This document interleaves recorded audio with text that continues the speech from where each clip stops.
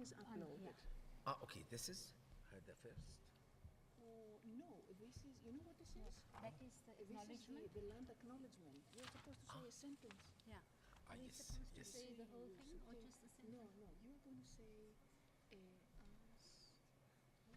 how did I put it? I wrote it down. Yeah. It's here on the thing. There's a thing here. There's a sentence here on the board. On the Not that one. Is there a shorter one? yeah. There's a shorter one. Yeah. Okay, Where this is- is the shorter one. The exact phrase. Here we are. Pragna, you are very efficient. Wow. Okay. Yeah. It's. I think it's stuck. I will turn the clicker on.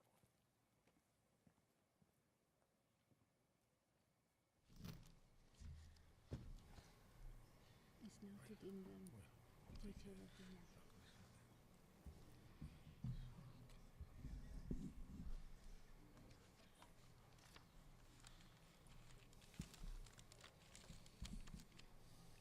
I hope your speech went well yesterday. Yes, it's okay. It's okay. I mean, it's not an easy. Lots of people rooting for you, so don't worry. Thank you so much. Thank you so much. And I'm sure you're going to take it to great heights. Do you have a sentence? Yeah. Yeah. Yeah. So you read this, you leave this for a minute or two. No, a minute. So I will say welcome to. Oh, yeah, to the no, I panel. meant that one. Yeah. And I will Yeah, answer you say as whatever noted you- in the whatever you details. like. Yeah. And then we also Yeah. say that is Yeah. correct? No, not Oh, us. no. He does. Oh, he does. Yeah. At the beginning of the session. Yeah. Okay. Very good. No, we don't have to say. No, we don't. No. It's a protocol. Oh, okay. So we don't have to say anything. No, nothing. You start with your presentation.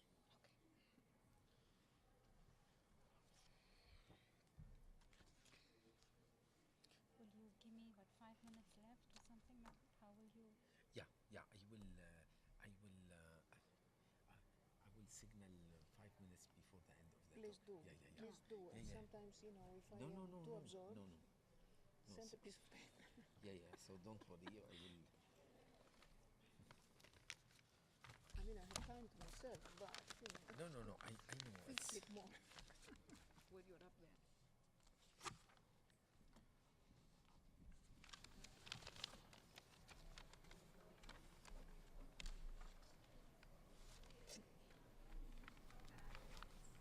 They have this huge room that is empty. sorry. This huge room is empty. Yes, absolutely. Such a waste. Yeah. So how does this But this people work? come, man. Oh, they work.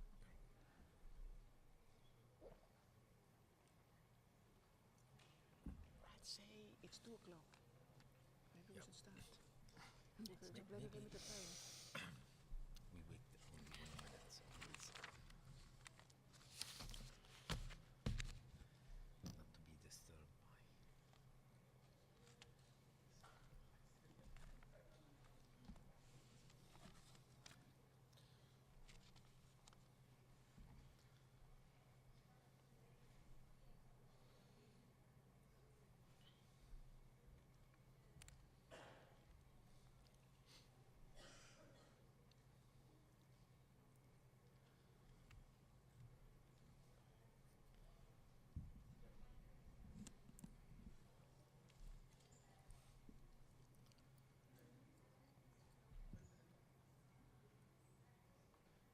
So you see, there's still people coming.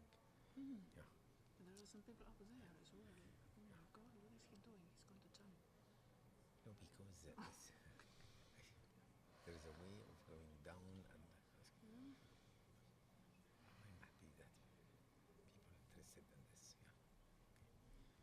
Yeah. Well, we have stiff competition with the Canadian sessions, with all kinds of things. Why it's disappeared? Oh, what? Oh.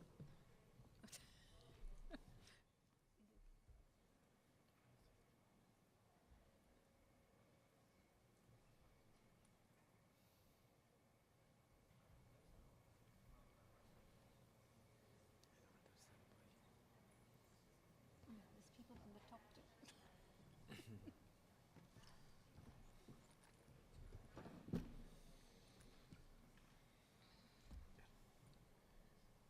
But why? But it's not from us, actually. I think they will put it at a certain point. Yeah.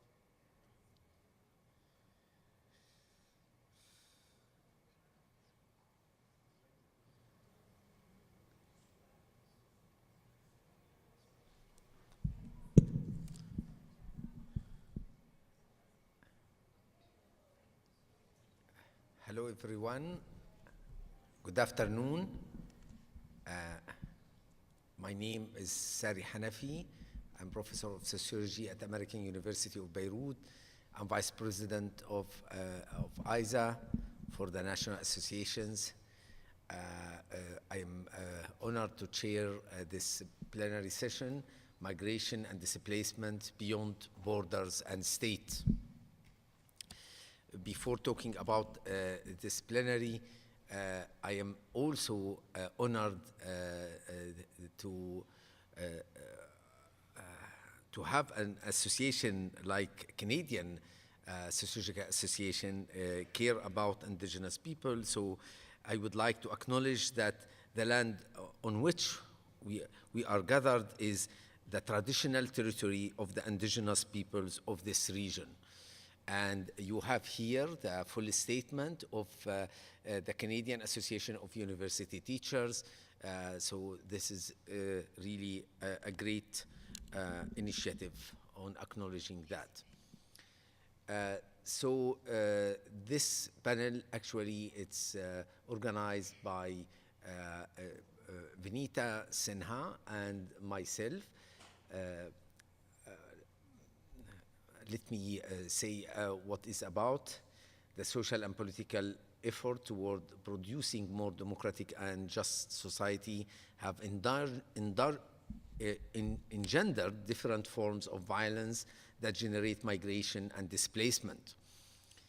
The latter have also produced societal violence in host society, where ironically, hospitality has been tinged with hostility and xenophobia. While many countries have refused to receive refugees, a few receptive ones have demonstrated a politics of pity rather than a politics of compassion. And these two categories, I mean, played with Hannah Arendt in one of her articles, We Refugees. The language of integration and cultural assimilation is often invoked. Such a trope is essentially hegemonic, operating within a discursive frame that privileges citizenship, rights, and entitlements and obligation over all other identities. This generates a politics of exclusion, which is reflected concretely in physical, moral, and political containment of migrants in new enclaves, and thus social disengagement from the local. A move towards a politics of inclusion would require all parties to transcend these local foreign divides, privilege other identities that make connections. So today we have two distinguished panelists. Unfortunately, Margaret O'Neill from School of Applied Social Sciences, for family reason, she was unable to join us. So let us start first by Pragna RUGUNANAN. She is associate professor at the University of Johannesburg. She is currently recipient of BRICS mobility grants and another grants from South African Center of Excellence in Human Development Research. Her current research focuses on the construction of African and South Asian migrant communities in South Africa. Pragna has served on the executive of the South African Sociological Association and was a council member, and is currently a convener of the Industrial and Economic Working Group. Her research interests include the sociology of migration, labor studies, changing patterns of work, social networks, and gender. Pragna is part of the editorial collective of on the accredited journal Gender Questions in South Africa. Here last two publications. The first is Migration, Mobilities and Families, Comparative Views Among Congolese, Burundian and Zimbabwean Female Refugees. The second one is Belonging and Exclusion in the Academia. So I give her the floor. So I decided to give each of our panelists 25 minutes so that we have more time for Q&A. And really this is maybe the interest of this plenary, especially in a hot potato issue like migration and displacement, is to have more your voice also and your feedback. So I give you the floor, Pragna. Yeah.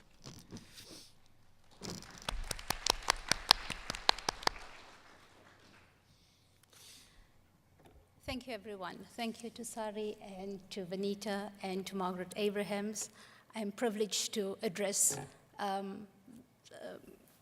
you this afternoon, and I hope you will find my talk fascinating.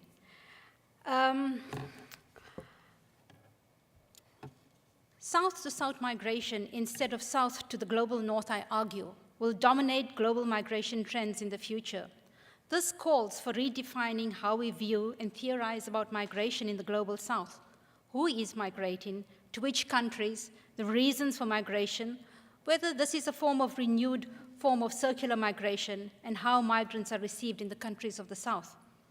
I wish to begin by stating that migration research in Africa is not given the prominence it deserves. How do we begin to decolonize our research when we still privilege the global north? How do sociologists begin to decolonize their sociological imagination and cast a new lens on the changing geopolitics of the world? The definition of what constitutes the global south remains contentious, as Blakewell says, with its definition, distinctiveness, political construction, and chronology. With geopolitical shifts, the definition of the global south may change. It is not a static term, and its boundaries are fluid. Is it fair to group a set of countries and regions in the same category? This distorts the unequal power dynamics that can affect the region at any one time. It obscures the wealth differences within the collective. The nations of Africa, Central and Latin America, and most of Asia are collectively known as the Global South.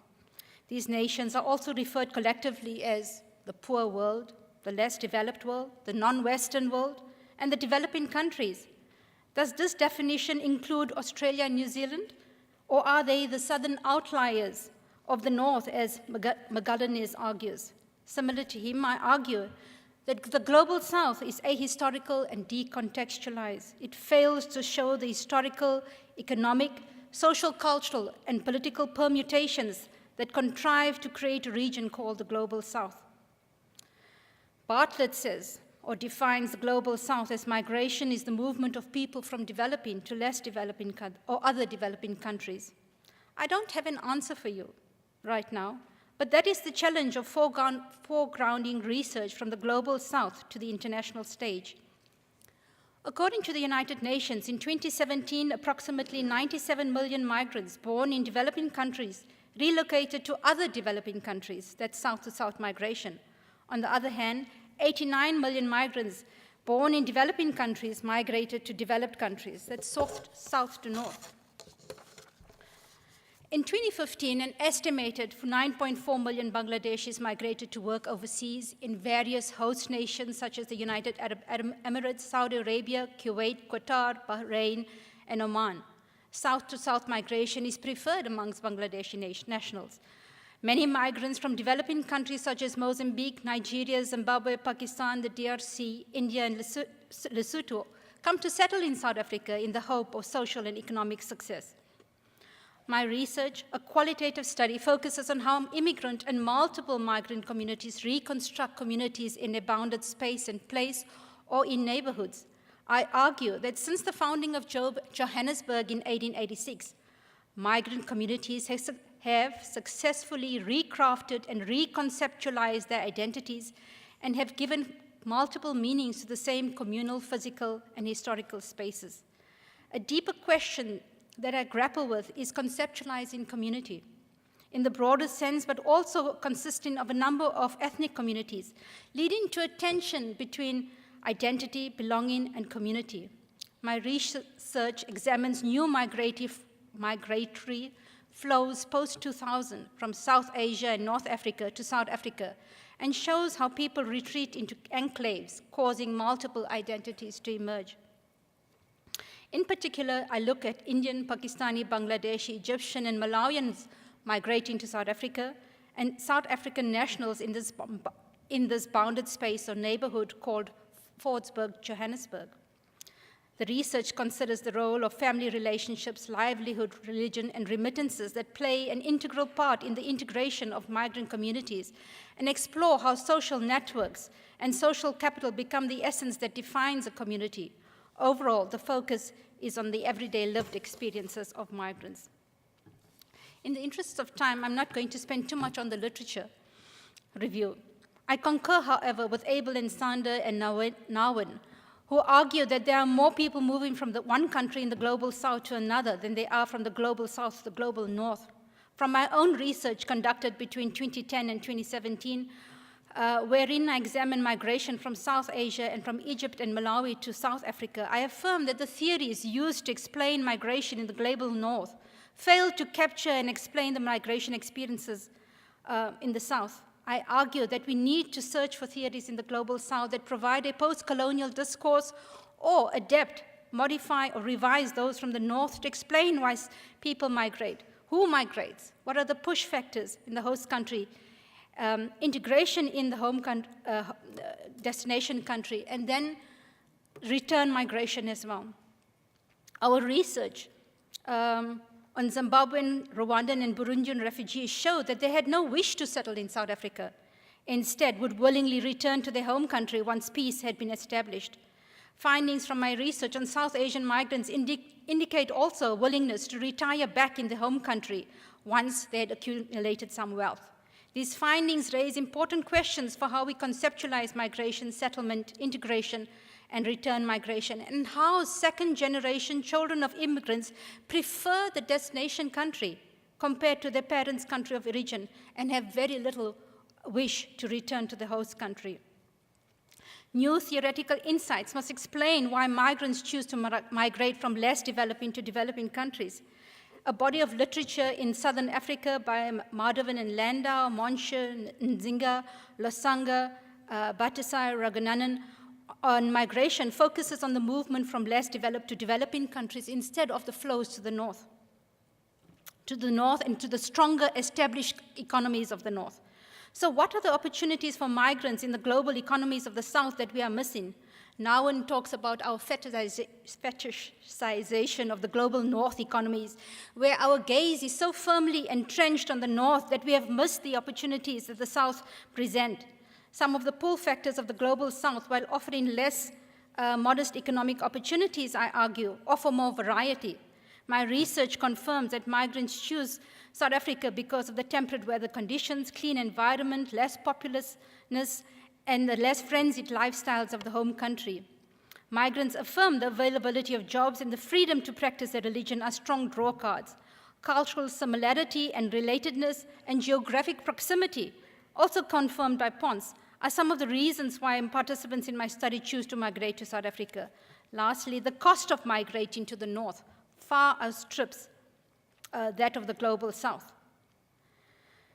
More importantly, a network of resources is already in place due to chain and labor migrations of the past, sometimes dating back centuries or more, and this provides a sense of home to the migrants. Transnational migration practices spurred by rapidly changing technologies eliminates distance, creating a here and there simultaneously, thus reconfiguring our understanding of transnational migration in the global south and of home and belonging. However, while the countries in the north receive refugees in large numbers, with the icy reception and closing off of borders, sub-Saharan Africa has also become home or become a preferred alternate destination.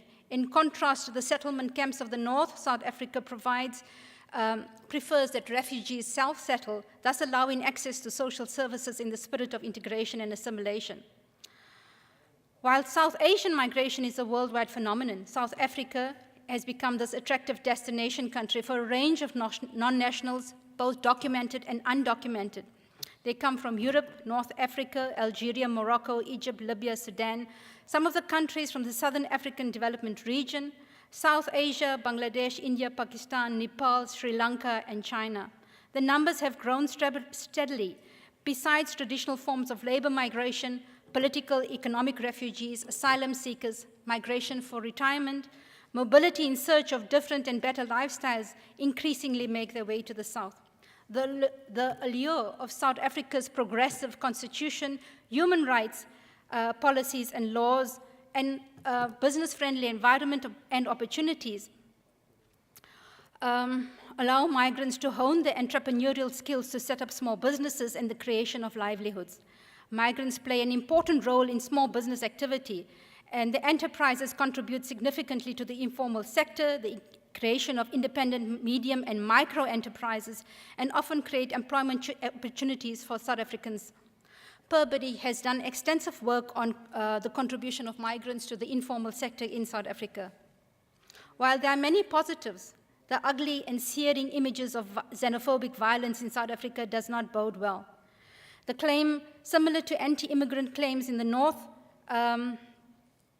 of stealing our jobs and contributing to spiraling crime rate, the intensity of the violence in South Africa meted out to migrants makes it inhumane.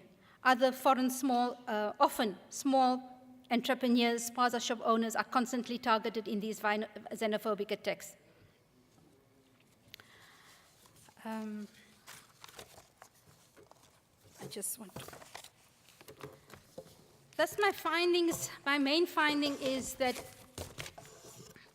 solidarity is the glue that binds migrant communities, and when we have different migrant communities sharing bounded spaces, a contingent and instrumental solidarity emerges. The solidarity arises from a sharing of precarious journeys to South Africa that need to share economic and cultural spaces, but not necessarily communities. Very similar to Feist's notion of solidarity as a strategy for survival. I argue that communities are created through necessity stemming from the need to belong to something and identify with something, a solidarity that becomes the pivot upon which communities are forged, a tension that welcomes some and excludes others, and at times is all-inclusive, a constant tension that is not binary but is based on a contingent and instrumental solidarity. My findings provide some kind of understanding of why migrants from the global South and from less developed countries or economies move to a country in the South, a young democracy with an emerging economy, countering traditional migration patterns to the global North. With its peaceful transition to democracy in 1994, migrants capitalizing on the hope that previously marginalized communities would be called upon to play a bigger role in shaping a new and inclusive economy, grasped at the prospect that they could benefit from and contribute to South Africa.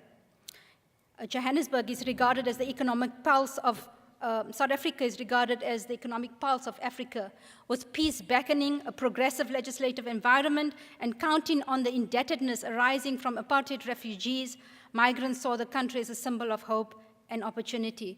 In the words of Sahel, one of the participants, an Egyptian participant, he says, "You know, in my country, there is no problem, nothing. But our future, the guys come here to look for our future, you know." For most of the migrants, searching for a decent life is their main reason for leaving their own country. Apart from economic reasons, their responses imply that migrating is also about improving their emotional and physical well-being. This can be inferred from phrases such as, "Life is risky, people are living a good life here, there's lots of opportunity and everything is nice here." More importantly, personal space in South Africa is a particularly attractive drawcard compared to the overcrowding in South Asia. The narratives of the participants reveal that they search for and make informed choices about their destinations. Conditions in the sending countries were similar in terms of political uncertainty, spiraling population growth rates, poverty, ethnic violence, and dwindling infrastructure were strong push factors, while economic stability, employment, and better living conditions were strong pull factors to South Africa. Amidst rising international terrorism, countries in the global north effectively shut their borders and corridors, resulting in the imposition of stricter migration controls across the European Union and North American countries, and fueled anti-immigrant sentiment across the north. So the participants revealed that the decision to migrate is not only based on personal pursuit of individual freedom and opportunities, but rather the opportunity to migrate would fund other family and economic interests in the home country.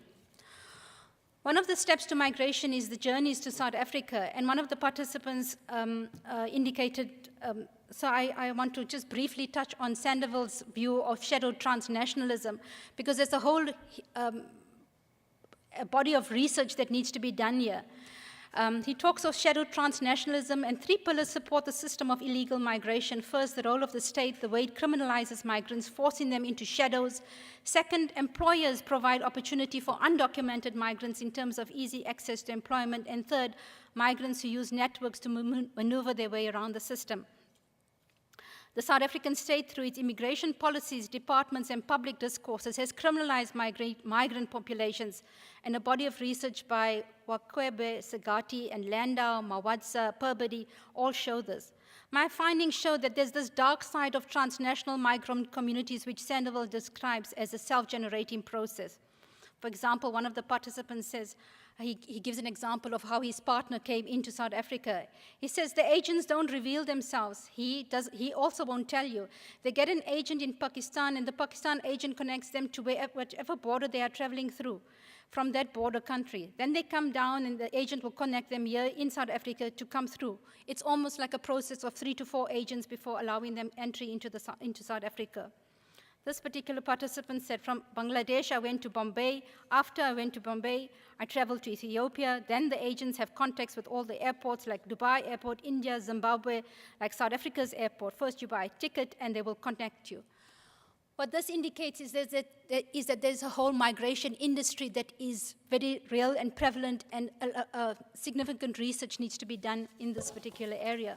For the sake of time, I don't have I won't be able to go through all of this. However, this reveals significant indications for future research. Once in Johannesburg, migrants enter into a community inclusive of friends and family and fellow countrymen.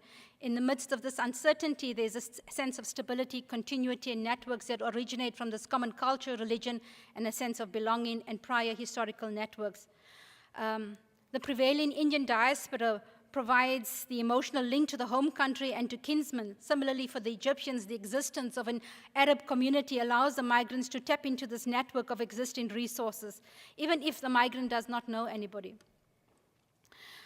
Established literature on migration suggests that migrants feel a sense of disconnect to the host community, including a sense of loss of social ties, identity, and feel isolated. In contrast, I argue that the character, structure, and makeup of my research sites, such as Fordsburg and Lenasia, already host diverse migrant communities and thus provide for an enabling environment that is at once experienced as familiar and as home.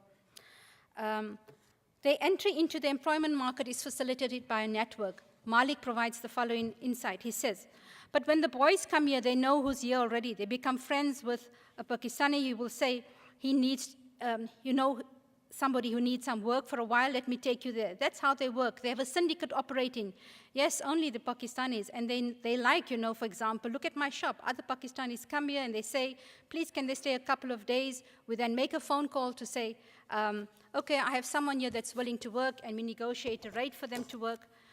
And then we send them off to either Northwest or Durban or Cape Town, and that's how there's this entry level of network for migrants, to new migrants coming in to seek employment. Yeah, the time keeps running away. In my research site, niche markets exist which facilitate the entry of low-skilled migrants and their settlement. Instead of entering into the unskilled market, they enter into low-wage labor. Migrants are found in the microeconomic sector and establish micro-enterprises in Fordsburg. Pakistan, Bangladesh, and Indian migrants are concentrated in small-scale retail trades and ethnic-owned restaurants. The Egyptian traders have captured the market for traditional Muslim clothing and specifically choose Fordsburg because of its Islamic association. The South African traders are involved in tailoring, fast food and merchandise and specialty stores. The patterns of trading occur at 3 levels. First, as sole traders operate in small retail outlets, rely on their own labor. A second group utilizes the labor supply from families, spouses, and kin, and these traders then set up chain practices such as tailors and hairdressers and beauty outlets. The third group comprises a mixture of traders, restaurant owners, and owners of multiple outlets and traders in the flea market. One particular individual, Najam in Bangladesh, in his 40s, who has been in South Africa for about 5 years, he says, I only work here and sleep here. I start in the morning at 9 and finish at 9 o'clock at night. That's a 12-hour day. He considers himself very fortunate in South Africa. I am very rich here. However, he adds, a week before, a black guy came and robbed me and took my phone and money. Similar events have taken place at other migrant-owned stores, so they become easy prey for South African nationals to target foreigners.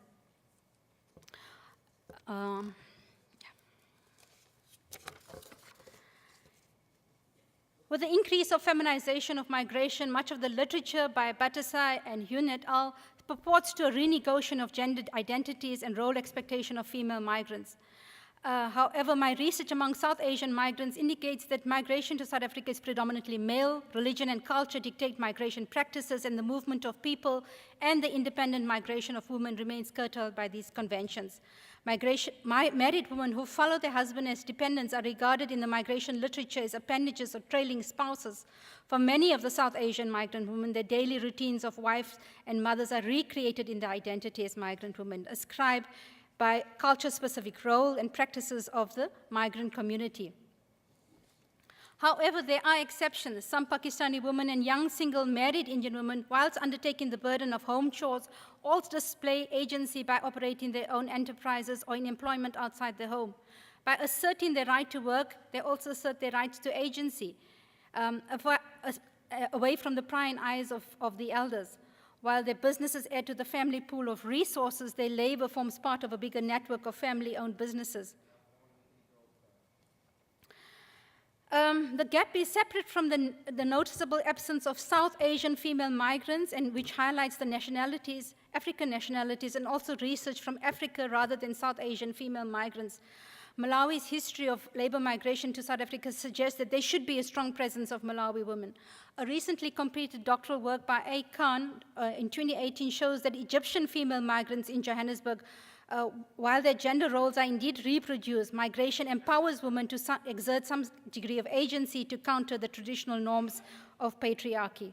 My own more recent research on skilled Indian female migrants who migrated as dependents to their skilled spouses show that they exert considerable agency in the choice of spouse, decision to migrate, decision to work in the host country. They develop a form of contingent instrumentality to renegotiate their gender identity. I don't have time yet to talk about religion and how that forms a source of social capital. However, just to say that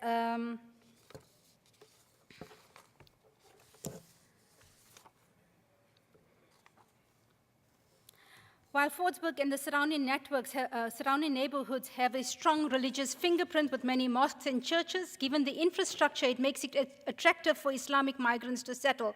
The space is additionally attractive as many nationals from a range of countries have recreated it as a community of migrants. This overt identity of a Muslim area and the settlement of a large Arab community allows migrants to draw on this identity to integrate into the neighborhood.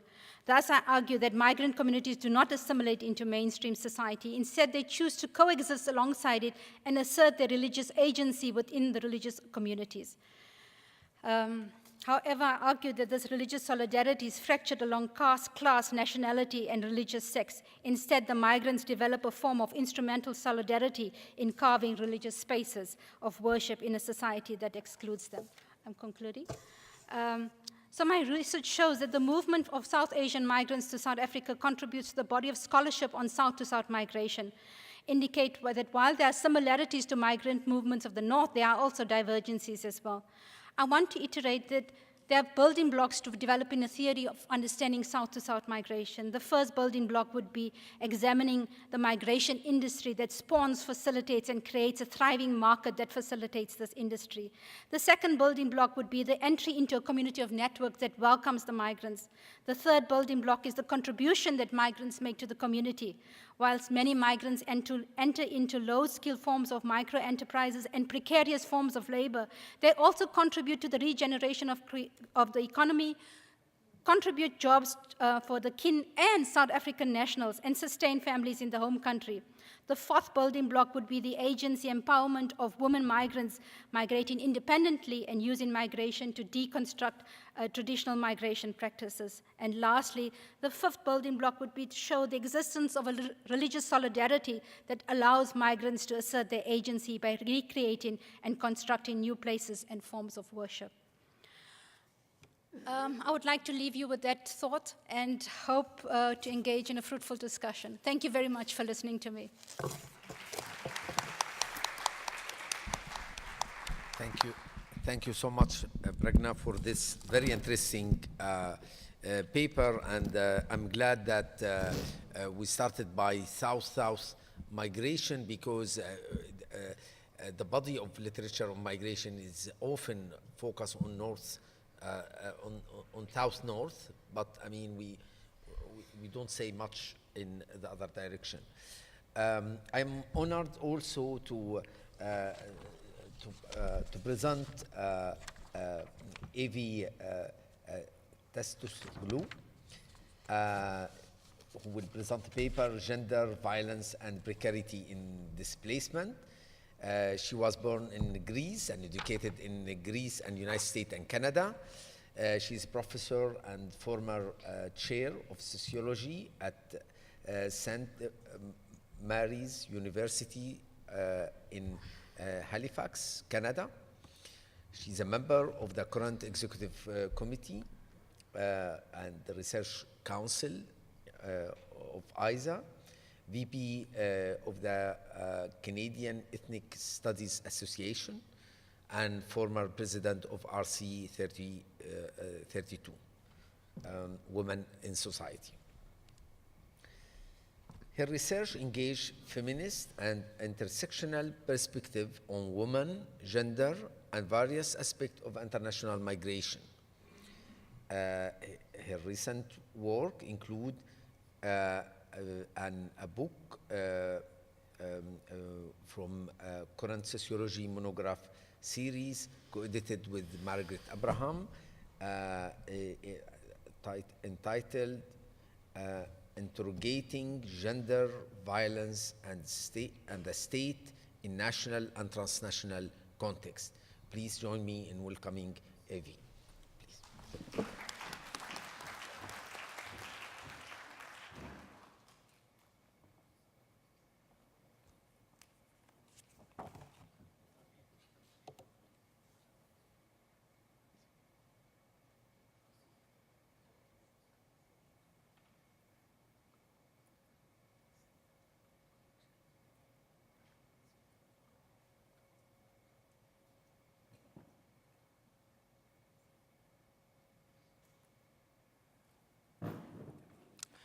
Good afternoon.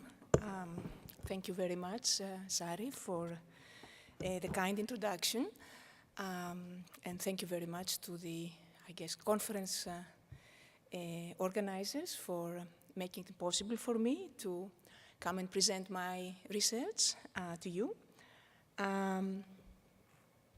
The title of my presentation is on gender violence and precarity in displacement and the forced migration process. The presentation is about gender, violence, and precarity in the process of displacement, with a special focus on the Eastern Mediterranean.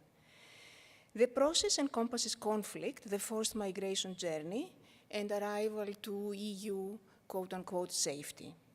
For the conflict displacement stage, I will be drawing upon the case of Yazidi women in the Syrian conflict, while for the displacement forced migration journey, I will be drawing upon a diversity of data sources on Mediterranean border crossings and precarious living upon arrival in Athens, Greece.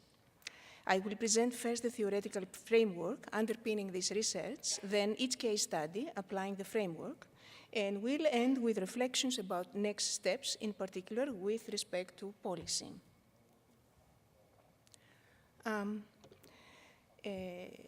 Two of my key concepts are those of sexual and gender-based violence. I am sure that you are familiar with them. I would like to ask you to take a minute to review the two definitions on the slide. Let me just say that, interestingly, there is no international treaty that provides a definition of sexual violence. Definitions have emerged in international jurisprudence and later were codified in various statutes, starting from the statute of the International Criminal Court. As a note here, another note, let me say that gender-based violence is much broader than sexual violence and not necessarily sexual violence. The theoretical framework I'm utilizing for understanding sexual and gender-based violence in displacement consists of two key components. The first component includes two factors that generate, consists of the factors that generate or shape sexual and gender-based violence. These are social and legal or policy-related. They are systemic/institutional, but also interpersonal, arising in human interaction. They act intersectionally, that is jointly, through various interactions of social divisions and social identities. They are historically contingent, taking particular expressions at different historical junctures. They are jurisdiction distinct at the local, national, regional, and international levels as laws, policies, but also cultural practices. Finally, they are stage-specific, as the forced migration journey is conceptualized as consisting of various geographical and legal status-associated stages. The second component of this framework consists in this conceptualization of the forced migration journey in theoretical terms as a non-linear, lengthy, of course, risk-fraught process with uncertain outcome. From the starting moment of the journey to the internal displacement, border crossing, transiting in various other countries, and arriving to relative safety where an asylum claim can be made. Each of these stages is fraught with unique gender and intersectional risks and vulnerabilities.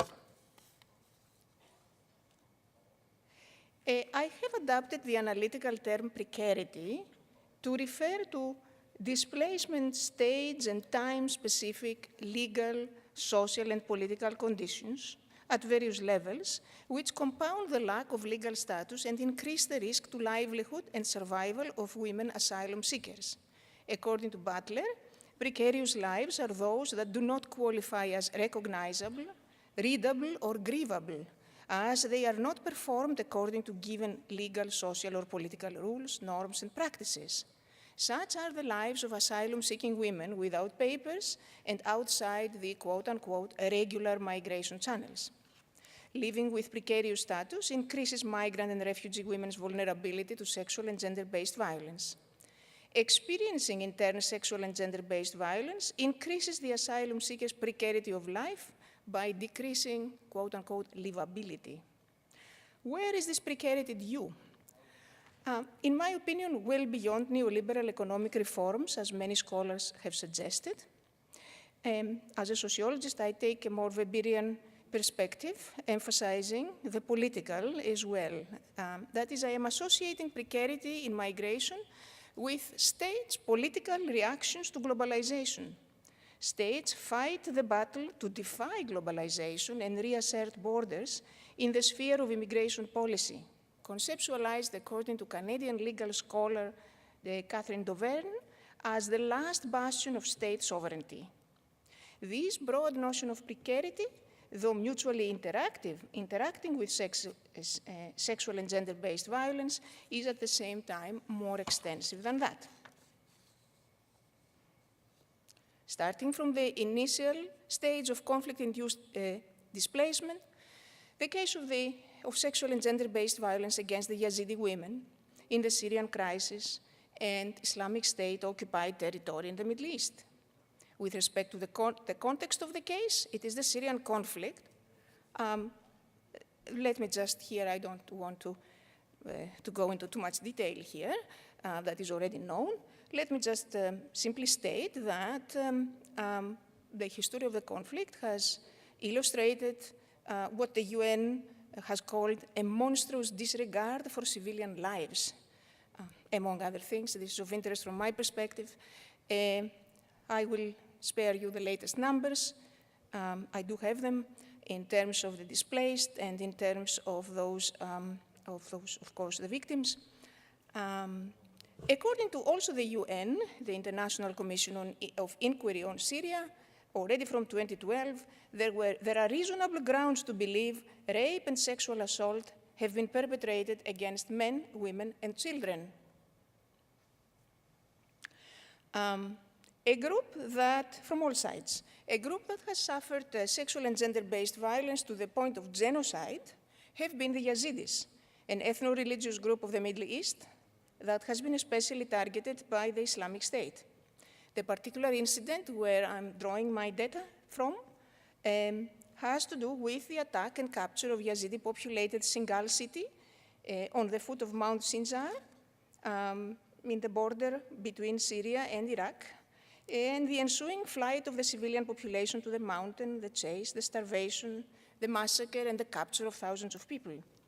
The attack took place in August 2014, affected 450,000 Yazidis.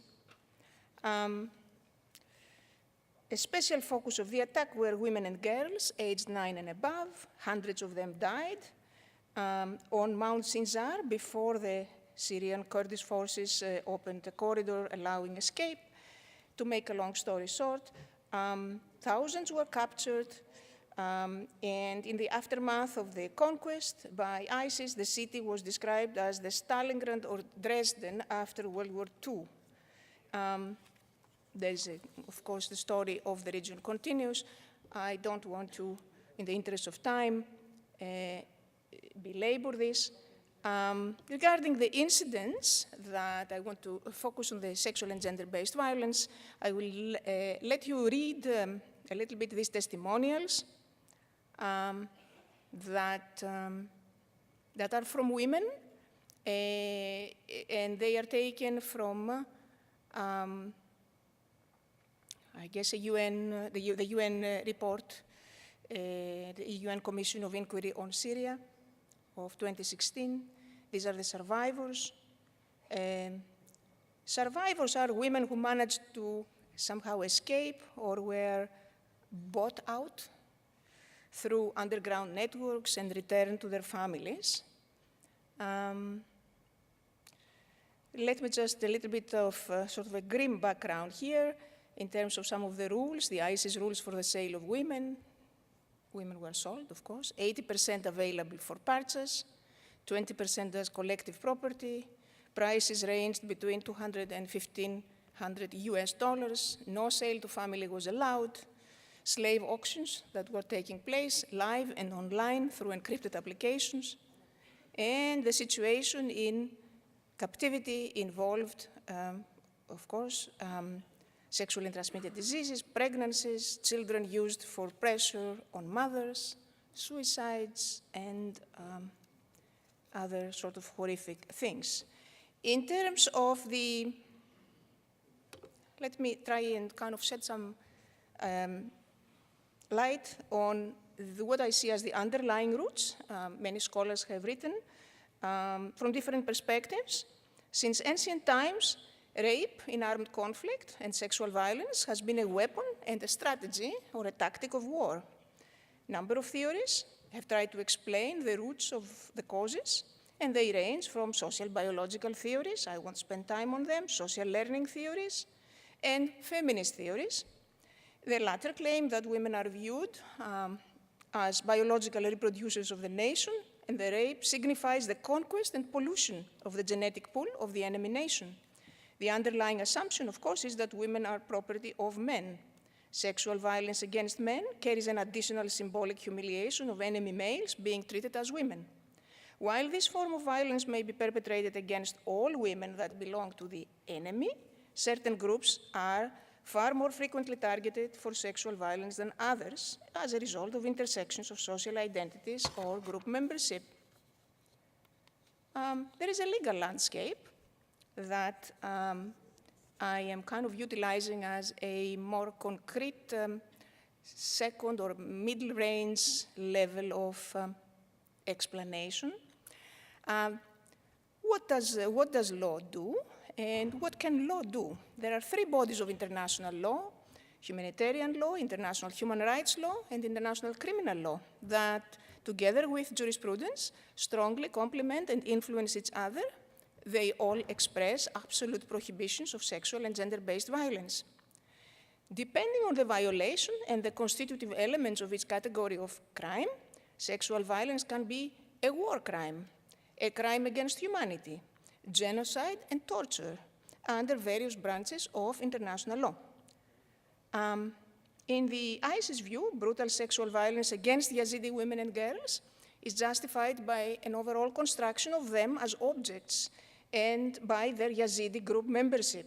That is, they are victimized on the basis of both their sex and religion and possibly ethnicity.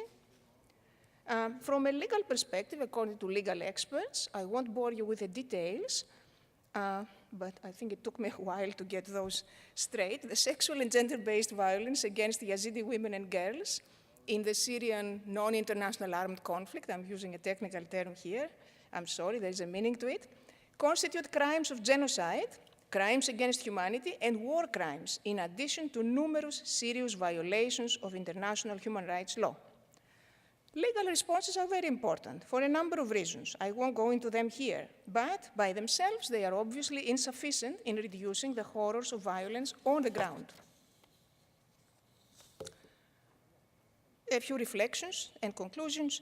The root causes of the sexual and gender-based violence against the Yazidi women and girls are to be sought not only in the endemic war violence in the Middle East, but also specifically in patriarchy, conceptualizations of women as property, and racism. At a more middle-range level of causality, existing specific laws and policies are inadequate in protecting from sexual and gender-based violence. It is clear that more effective compliance mechanisms are needed and that these are to be sought not in law, but in the political realm. More systematic efforts for the investigation, documentation, and prosecution by international judicial bodies are required. NGOs, very active at local, national, regional, and international levels, play the role of collecting needed evidence in preparation for justice in the future. They are witnessing and recording. Activists, local communities, and families have embraced the Yazidi women and girl survivors, providing services and support. This is after the fact, however. Overall, a multiplicity of responses is needed toward multiple parties with multidisciplinary approaches and with comprehensive and coordinated strategies, operating at various levels and engaging all actors in the conflict. The second case study pertains to a subsequent stage in the displacement journey, sexual and gender-based violence against asylum-seeking women in Mediterranean border crossings and living in precarious status. The context here is that of, again, I won't go into detail, but let me use a phrase that I thought describes very well the Aegean Guernica. From a Bulgarian cartoonist. Some of you may have seen a beautiful and very successful, very evocative cartoon, I guess. So we have all followed the highly charged images of the media, the shipwrecked survivors taking the 3 major Mediterranean sea routes, the dead bodies of children on the shores, the bodies retrieved from the sea one after another. This is the story of unprecedented masses of humanity taking dangerous sea routes across the Mediterranean to reach the countries in the EU. If we try to fit the pieces of the puzzle together historically, we have to start from the increased security measures and border controls adopted by states post 9/11.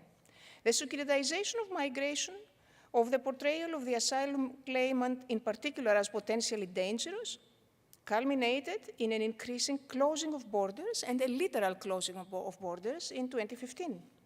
At the same time, escalating conflicts globally, regional poverty and underdevelopment, the aftermath of the Arab Spring that saw several intensifying conflicts and state unraveling, including the collapse of Syria, resulted in the EU southern countries becoming the frontier of Fortress Europe in a post-Dublin European Union.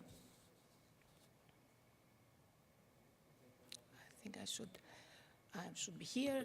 A sense of numbers by year from 2008 to 2017, from a combination United Nations High Commissioner of Refugees and Frontex. As you see, the humanitarian crisis has been going on for at least 8 to 10 years. The crisis only caught attention of the world in 2015, when the scale of the influx of migrants reached a different and much, much higher level. Regarding gender, increasing numbers of women and children on boats crossing to Europe since the end of 2014.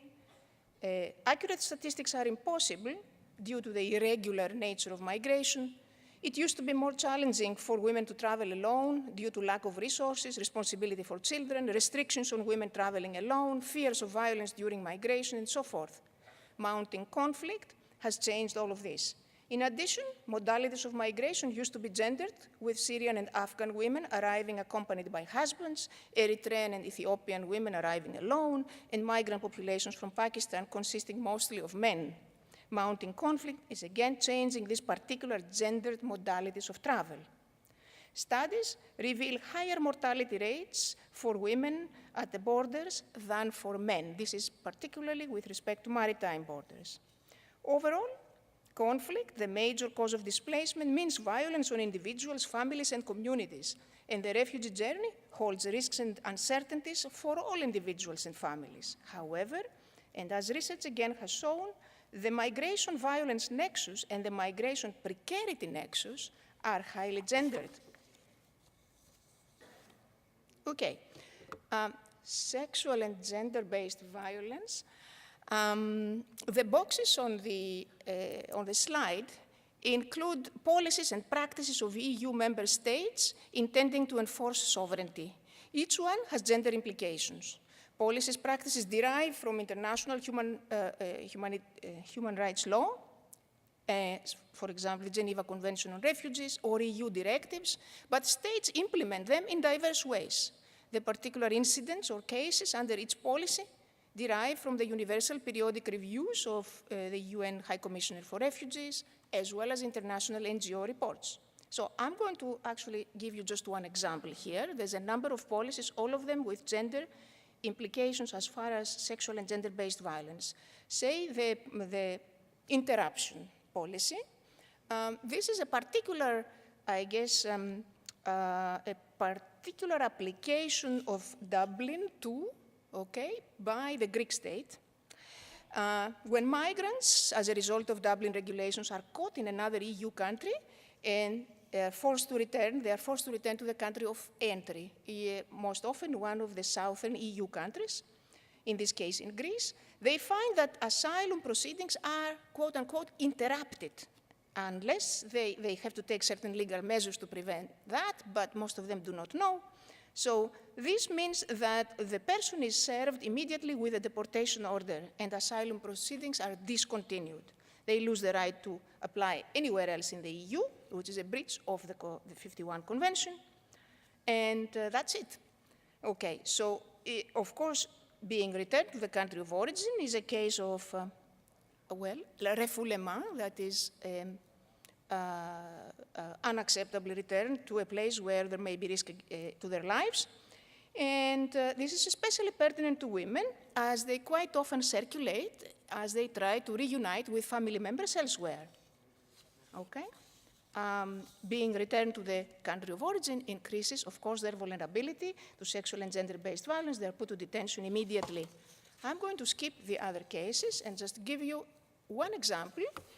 I do have I guess my data, as I said, come from a number of different sources.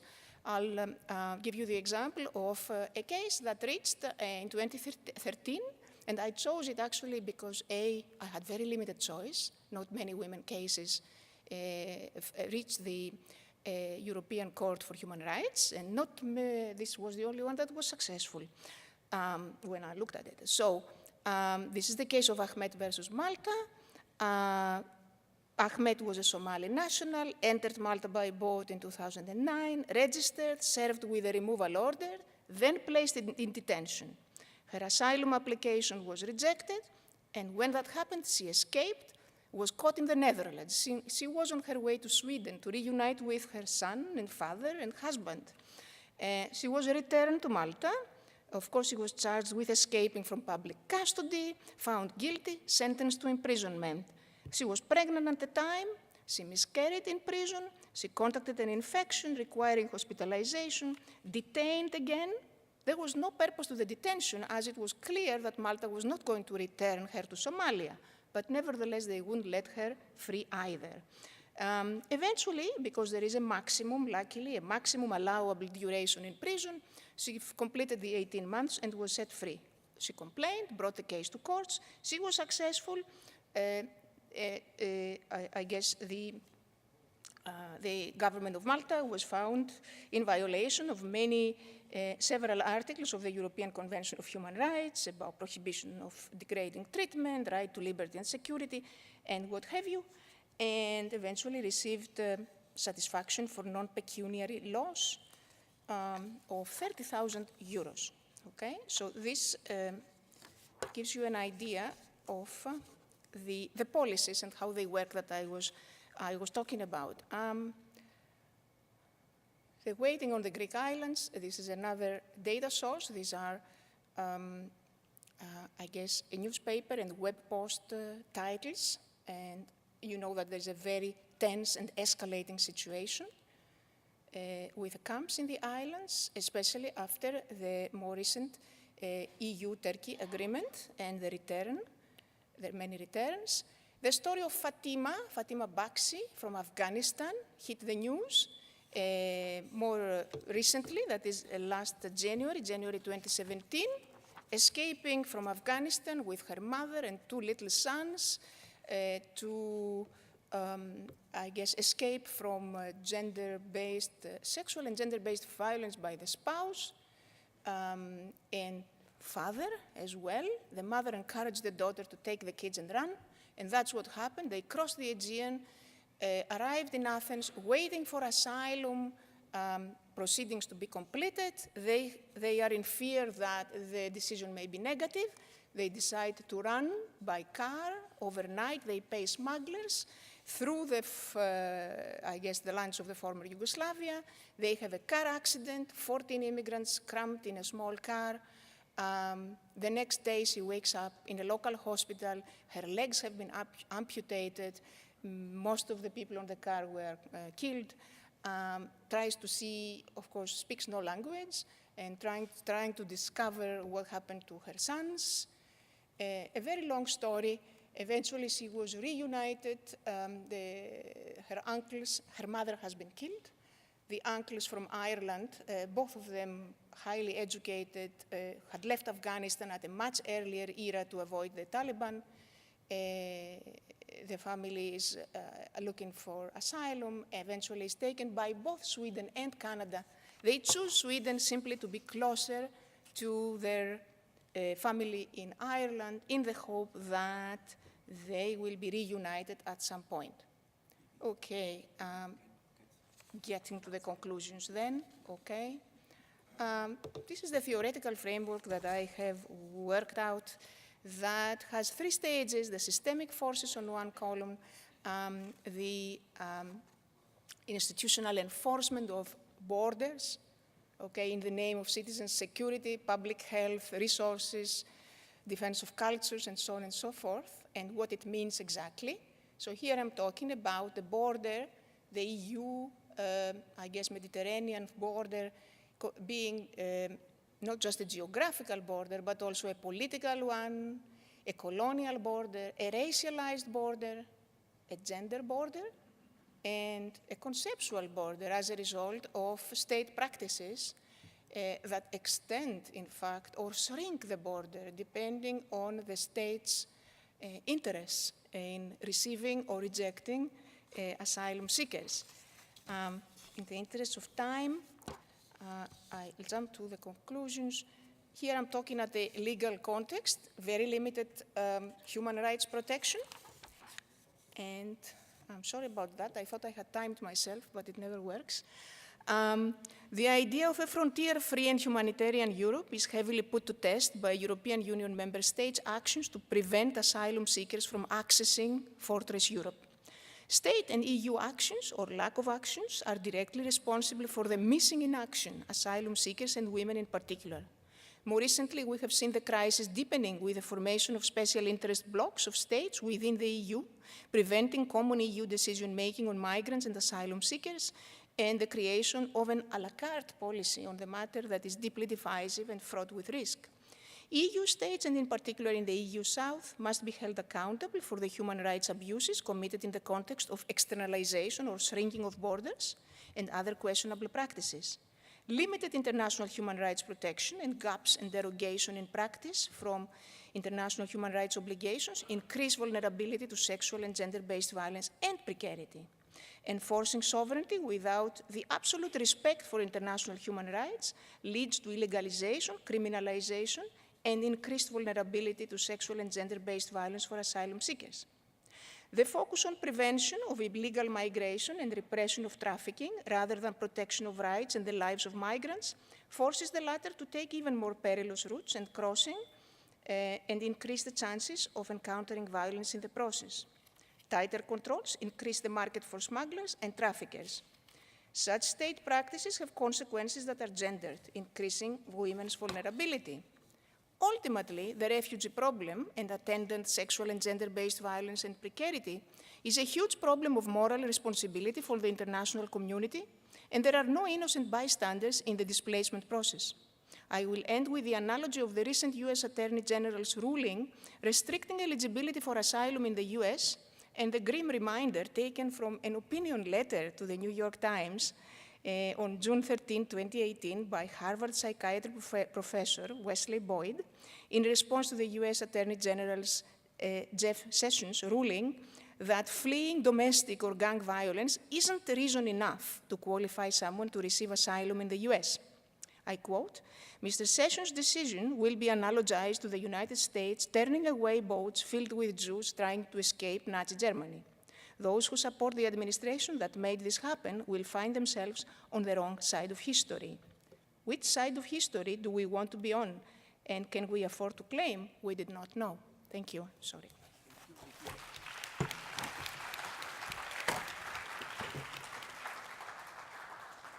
Thank you, Evie, for a very enlightened paper, and we are glad that you have a double background on sociology, but on legal also field. So,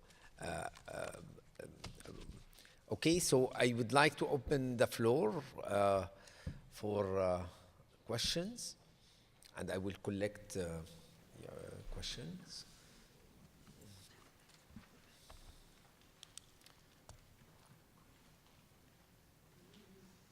Question, comments? Yeah, please. Okay.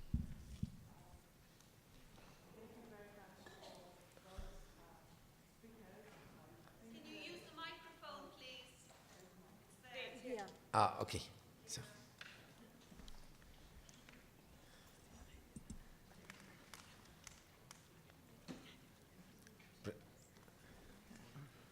Present yourself also? Yeah. Okay. Yeah. First of all, thank you for both speakers of raising not just the issue of crossing borders, but also some of the issues and aspects which are less common in the discussions. For example, the fact that the migration south to south is much more common than south to north, while all the political fuss is about what happened in north very often on very small numbers. Definitely in Britain, the numbers are ridiculous. In terms of the gendered violence, I have had the honor to meet some of these Yazidi girls in Suleimani after they were rescued, and admired their resilience and heard all these terrible stories. And I think you are right to talk about, of course, the intersectional approach to this analysis. I would, analytically, however, would like to clarify more the relationship between borders and boundaries, because I think it's very, if we look at borders as intersection of politics of governance and politics of belonging, and that's what you're talking about in terms of sovereignty versus international legal obligations and so on, I think we, as very well you've shown, the whole issues of conceptual clarities. But what is very, very important, as you said, is the intersectional aspect, because borders these days are not just transparent or blocked. They are like computers, firewalls, which are very passable to some, almost invisible, and yet impossible for the higher migration. And what I was so, I think is so important to emphasize that this legal precarity of limbo spaces and gray zones that more and more millions of people in the world are stuck in, not just in the south, but also in the north, because we've done research on people who, for years in the jungle in Calais, tried to cross the border from France to Britain, hoping that once they cross, they've reached the promised land. And yet, the limbo space and the precarity continues after you arrive, very often for the rest of your lives. I've worked with people who have been waiting for status for 27 years.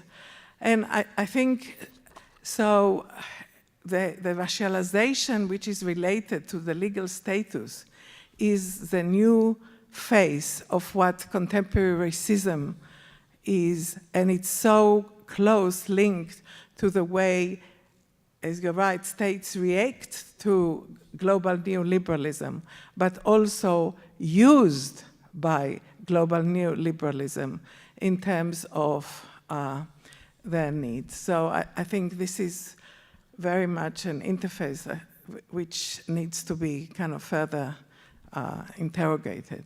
Thank you. The speaker was Nira Yuval Davis, and just to remind you, she was a winner of our ISA Award for Excellence in Research and Practice. Thank you, Nira, for your intervention. Any other thought? Yeah, please. Hi. Can you come to the microphone, please? Yeah. Long way, but. Okay.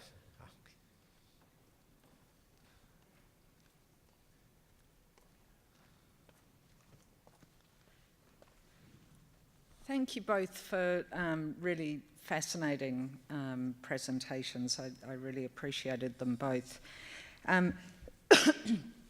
My question is more towards you, Evie, but I'd be quite interested in both your responses. When you were speaking about the Yazidi women and girls that were abducted and kept in sexual slavery, unfortunately, this is a problem that is not only linked to ISIS. It is, you know, far too global, as I'm sure everyone in the room knows. One of the things is that there's a certain amount of physical and psychological harm that is inherent in the act of rape, of sexual violence.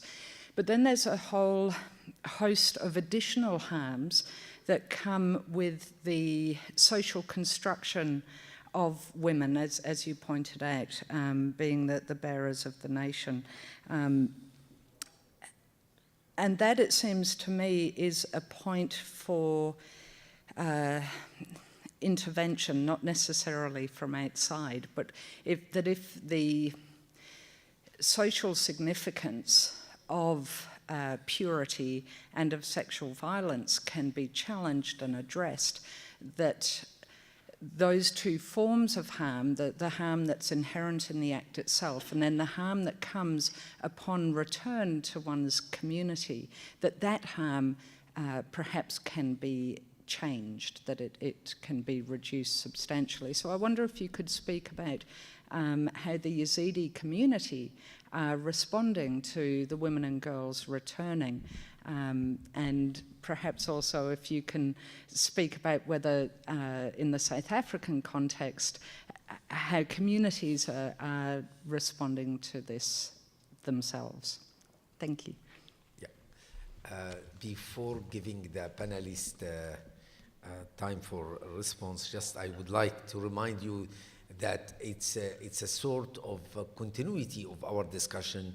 Will be at 9 o'clock this evening, a spotlight session organized by Margaret Abraham, our dear president of ISA, under the title Beyond Borders, Addressing Crises in Displacement. And really, she has a very outstanding guest to speak, practitioners and in the field, in the academic field. So I all invite you to come. It's late at 9 o'clock, but this is unfortunately because of the schedule. And also maybe to remind you that as Vineeta, SINHA is one of the organizers of this panel, that her book will be discussed in Author Meet Critics at 5:30 today. The spotlight is in the same room here, while at 5:30 it will be in 206C. Okay, so I will give the floor. Maybe I start with you, Evie. Yeah? Okay. Okay, well, thank you very much for both comments. Very good comments, both of them. The question of borders, I am sorry, Nira, I didn't have the time to unpack what exactly I mean by borders. I thought that this was the most interesting part of my presentation, and unfortunately, I think I took a bit too much time with sort of the general theoretical framework and then the one case. Yes, you are right. We're talking about borders and states kind of defending what they see as, well, sovereignty, the right. Yes. So, but I discuss basically how borders are not just the physical geographical border, but they are political borders. Here we're talking about the EU South, okay? So they are in the political sense of the word. This is the European South, so to speak. And so some of the countries, sort of the poorest countries with the more, I guess, the heaviest hit economies by the economic crisis and so on and so forth, have to cope on top with hundreds of thousands. And in addition, the Dublin system does not allow, and how it has been handled politically, does not allow for the required and fair redistribution. So it's a political border. It's also a colonial border. Okay, we're talking about Europe being separated from the Middle East, from Africa, former colonial countries. And it's a racialized border. We should not forget that we're talking about people from racialized backgrounds. Islamophobia is adding a new dimension. And we are talking about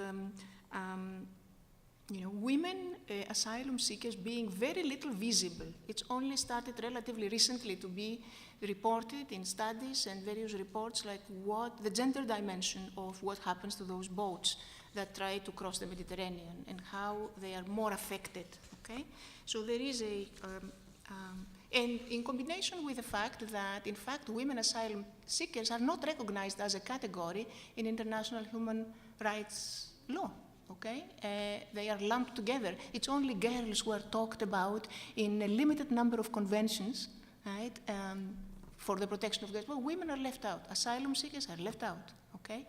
And so there is, in other words, a gender border, interestingly. And of course, what you pointed out, the more important dimension is that we are talking about a border that is completely conceptually constructed as a result of the new technologies that allow states to shrink and expand their borders at will and at whim, depending on their interests, okay? So all of this I consider as basically a middle-range level of explanation between, on the one hand, you have racism, whatever the big categories, patriarchy,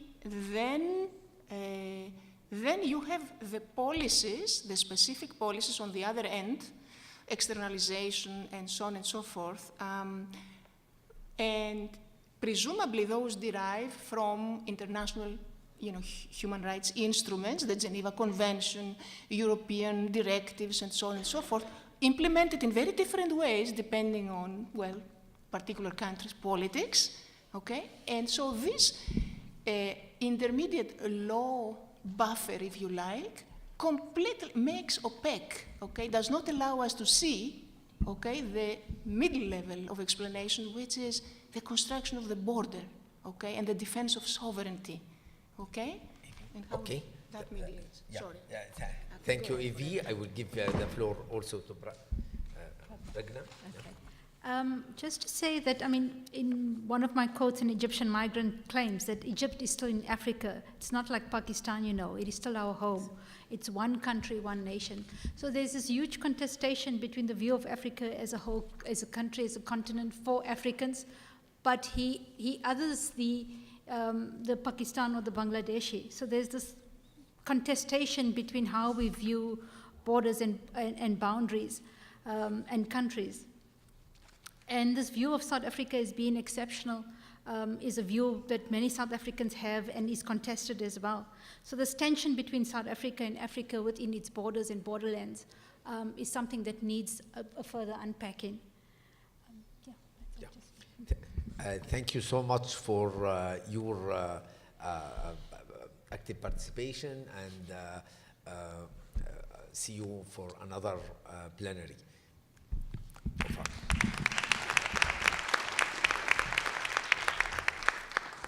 I'm sorry, the person who asked me the question about the Yazidi girls being returned to their families and so on and so forth, I didn't get to respond to that, but please look for me and talk to me in person. I will be glad to respond. Thank you. Yes.